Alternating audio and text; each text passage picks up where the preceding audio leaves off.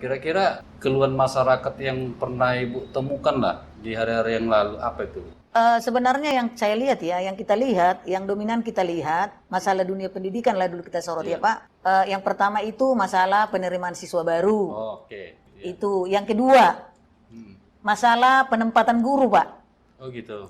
Ada banyak orang tua yang memberikan keluhan, anak-anak yang bersekolah di negeri, Iya. tidak mendapatkan pembelajaran agama Kristen khususnya Iya. karena gurunya belum ada. Oke. Yang satu lagi Pak, Apa itu lagi?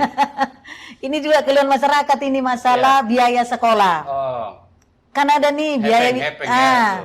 biaya sekolah dari Iya. pemerintah kan ada Pak, Iya. 20% APBD untuk pendidikan. iya. Jadi saya sudah lihat ada 6 bulan, ada 3 bulan menunggak uang sekolah. Ah, Saya pelajari, langsung saya terjun ke lihat orang tua, memang nggak ada biaya. Gitu. Orang tua nggak kerja, bahkan orang tua tidak ada gaji Tapi anaknya bulanan, banyak gitu. anaknya sekolah dan banyak. Aduh. Nah, hal-hal seperti inilah Pak perlu kita usulkan Iya. atau anggarkan untuk Iya. KIP, Kartu Indonesia Pintar. Iya. Jadi anak-anak, apalagi yang berprestasi, bisa melaju mendapatkan pendidikan layaknya seperti orang lain.